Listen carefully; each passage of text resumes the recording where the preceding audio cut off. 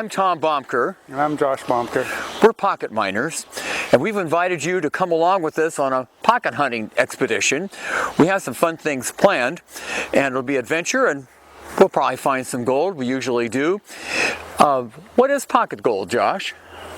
Good question. You should explain that. And then take the time now to, set it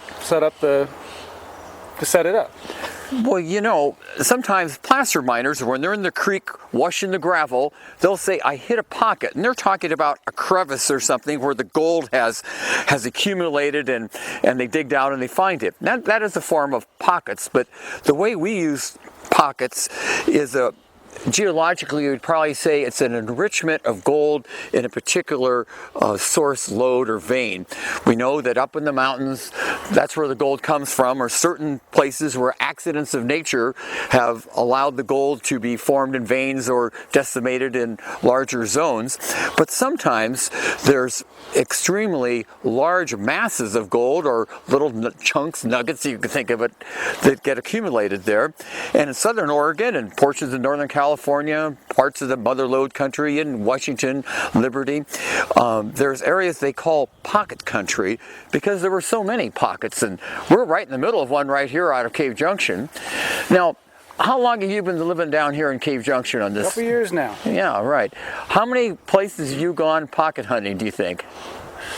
That is a good question. I've logged a lot of it, not all of it, but I've logged a lot of it, and I've probably personally discovered several dozen, to say the least, individual sites where, to say the least, there's a trail of holes on a hillside that was from past pocket chasing. So that's a sign that they were looking for these near surface enrichments then? I believe so, yeah. Yes. And so how do we plan this? You know, do we just go out any place and start looking?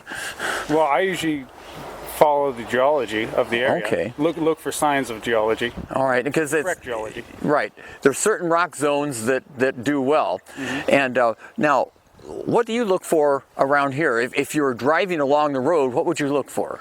I look for serpentine zones, and usually, oftentimes on those contacts of serpentine and other metavolcanics especially, that's usually where I find those old trails, those old holes. Do we have to be an expert in geology and have a degree to do this? You could. You could, but for the most part, your average person can discern one of those serpentine zones, because usually, for the most part, the timber is much more sparse and thin. The soil is very thin and usually very red, and just not much foliage at all. And then, of course, large boulders and outcrops of serpentine, which is very distinct. So, on our expedition today, we're going to take the time to make a rock collection. We're going to pick up rocks as we see them and say, this is serpentine, this is greenstone, this is some kind of metavolcanic. We'll talk about it. We'll have a rock collection at the end of the day. I noticed in your truck on the rear seat there was this much rocks from previous runs, you know. But we're going to do that, and that'll be part of our exploration, because a lot of people just look at it as rocks, but we know that there's character, and that leads us in. That's why the good pocket hunter would look at a certain spot and say, this deserves looking at. So where are we going to go then? Well, we're here in Josephine County. Okay. Fine county of Oregon State.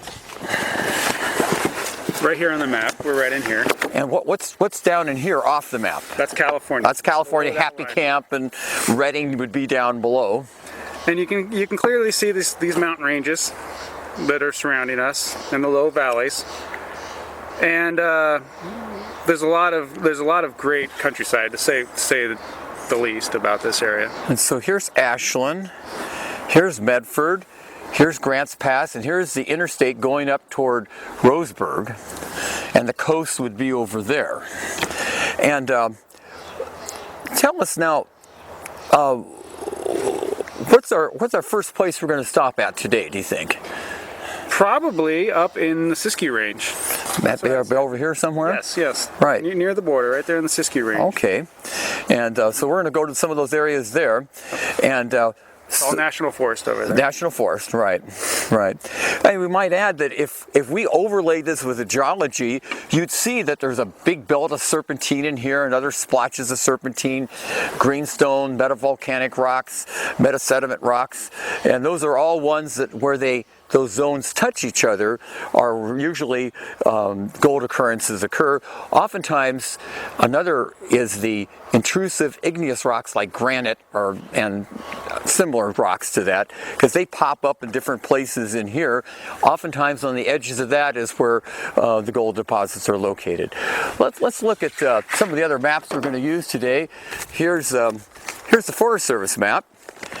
Notice that we have nothing against GPSs. They can tell you where you're at, but there's a lot of other things that a conventional map helps us with. These have colors on it. Now, on a Forest Service map, some of them show the topography and isobaric lines and so on, but this one has green representing the Forest Service lands. Dark green is the wilderness areas. This is BLM land, orange, I guess, and the white would be private land. If you notice, there's private land down the big valley in here. Here's Grants Pass, and here's the California border. But then this large zone in here is Forest Service land, and so that's open for prospecting right in there. The BLM land also can be open for prospecting. The white areas are deeded land, and they're not open for prospecting unless you have permission from the owner. This also shows many of the roads and some of the mines here, a real asset for getting your way around.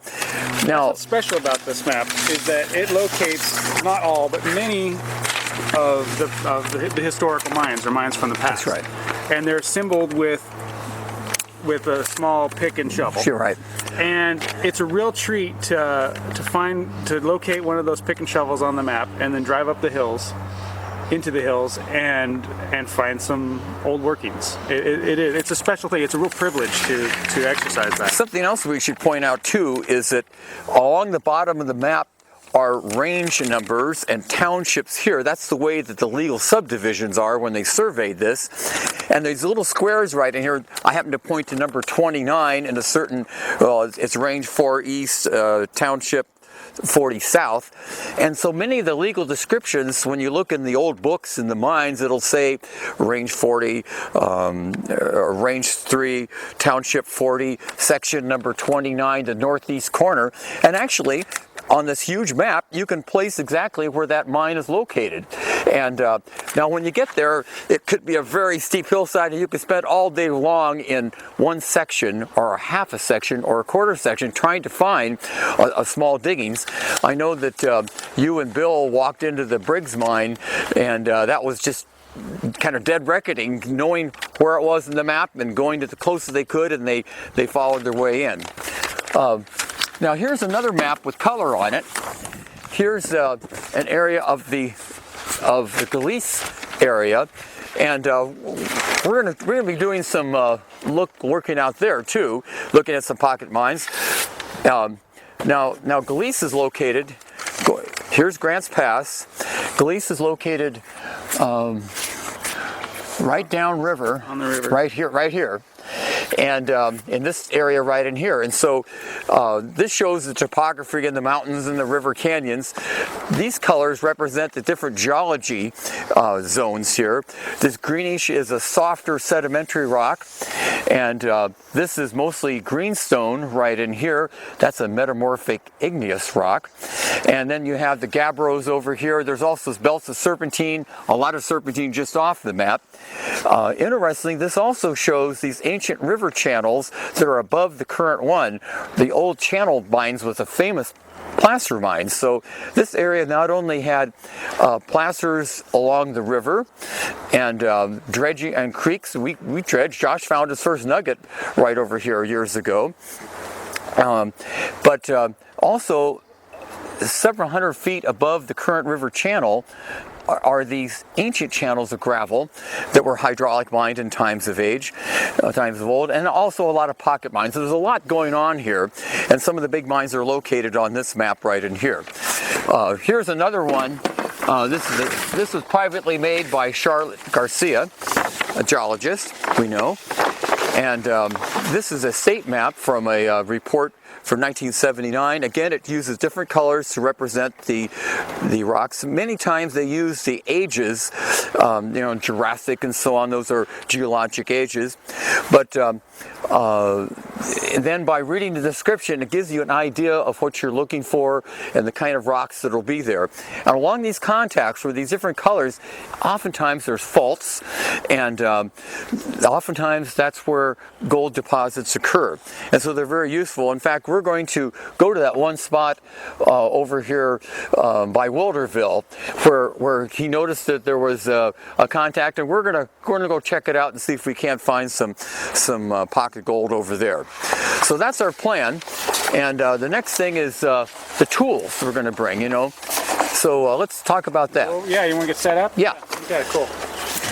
Well, Josh, do we have our equipment ready? I think we're pretty close. Got most everything here. You want to go make a rundown and go through and double check? Let's make it. The neat thing about pocket hunting is that you don't need a lot of equipment. In fact, we use the same stuff that the prospectors did 150 years ago, with one exception.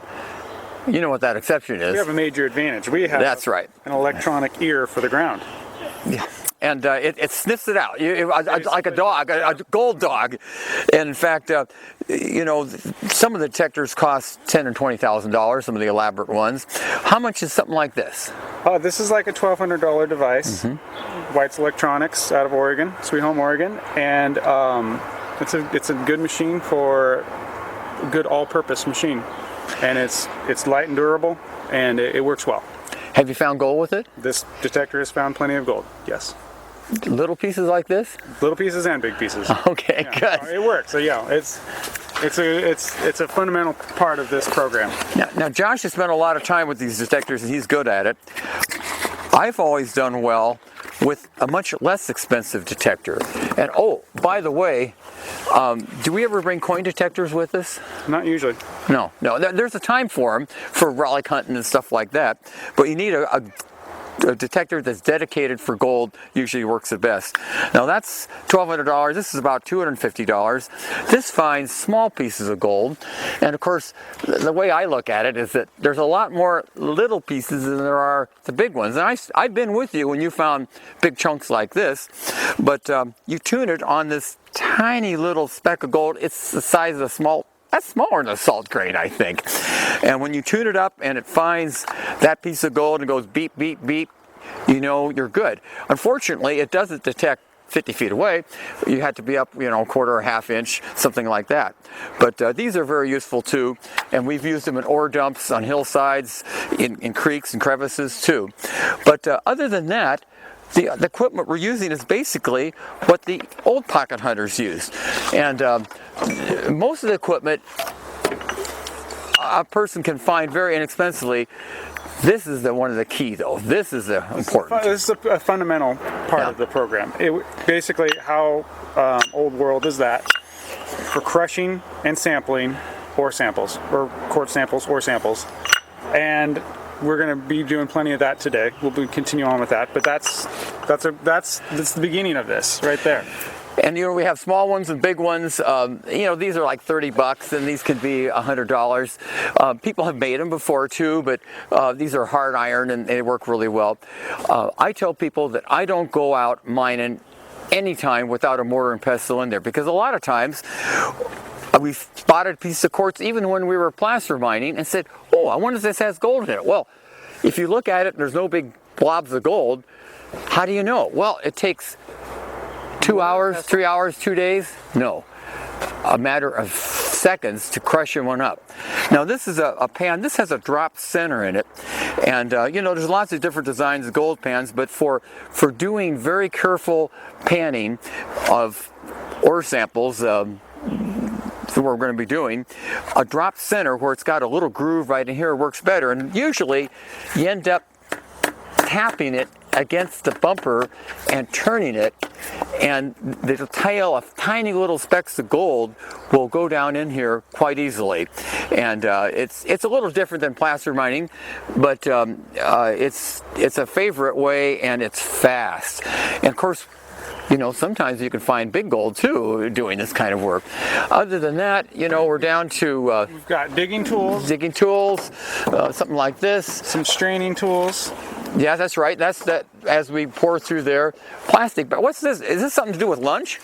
No, this is how we keep track of our samples. Oh, that's why I'm holding the pen. Okay. Exactly. Just track your samples, mark them, so you know exactly where they came from, so you can be scientific about it. That's right. Josh, have you ever heard me complain about having samples that had gold in them and not remembering where they came from? Happened on occasion. Yeah, you've been there too. Okay, so that's why we always mark these things. We're going to go underground. It isn't something that we recommend to everybody. We've been trained. I've been trained by the federal mine system in underground mining. I've worked in underground mines, so we'll do a little bit of sampling. We don't recommend it unless the person is properly equipped. Got rock hammers. Here's a tiny little shovel that also can act like a pan, and sometimes they have a small amount of water up in the side of a hill. You could carefully pan. The old timers used horns from cattle, and that's where the term greenhorn comes from. They actually used half of a horn to pan small amounts on the hillsides. Here's a pick. The old timers used wooden ones. This pick is solid steel. Works very well. We've got machetes. We've got a shovel. This is the kind you can use in a creek. It's been modified with the sides on it. Works really well. And some crevice tools and some gloves. Here's a screen to screen out hillside materials. It's a simple equipment. You don't have to have the metal detectors. They're nice. But this is all the old timers used, and they found thousands of pockets here in Josephine County recovered just with the simple equipment. We also have a little bag with samples and some brushes, a little magnet and squeezers. Again, simple stuff. It'll do the job. So looks like we're about ready. I think let's go. Let's go. You know, at this point, I'm really anxious. I want to go dig something. It's a nice day. Are we guaranteed to find something, Josh? Nothing's guaranteed. What's the easiest way to find gold? Go to a jewelry shop. or go down to the Illinois River over here in Pan. You can find color on there pretty easy. You know, a lot of the creeks have a little color. Under bridges, we've done that lots of times. But there's something about pocket gold that it's just really exciting. And you know, you've been doing it since you were little. I was exposed as a youngster, and it's just a lure, isn't it? An understanding of the earth. Whenever you develop your understanding of the geology, and you can drive up on a mountain road and look at a hillside, and you can see the activities of ancient events, erosion, and different types of rock with different hardnesses, and where they eroded to, the way the creeks are flowing out, and you can visualize eras past eras. That's a really satisfying understanding of the earth right there that I personally enjoy quite a bit. And you don't learn it really quickly. I think for me it was like 30 or 40 years before I felt like I was halfway competent on it. And yet we know by sharing this information with others, they can learn much quicker than we had to learn the hard way. And of course, we actually had some of the old timers that helped us, you know, Miles and old Bill Sweat, you know, that my dad's friend, you know. One of the greatest thrills in my life when you were growing up was when we were down at the Grand Turk mine. We leased this pocket mine. It was down a shaft. And I was shoveling down in the gloom. It was dark. The breath was coming out in big piles of steam. And I was shoveling over my shoulder into a bucket. And all of a sudden, in the gloom, was a beautiful leaf of gold, and it just shone out, and it was just so beautiful. I was so excited. It was the best piece I'd ever found, and you guys were there helping me, you know, and that was a lot of fun. I understand why humans have been chasing after gold. That's right. Since yeah. Long time. The oldest book in the Bible, in Job, describes seeking out and looking for the gold on the hillsides and digging down into the gloom, you know, and hey, we're still doing it. In fact, we're going to do it today. Let's get going. Let's do this.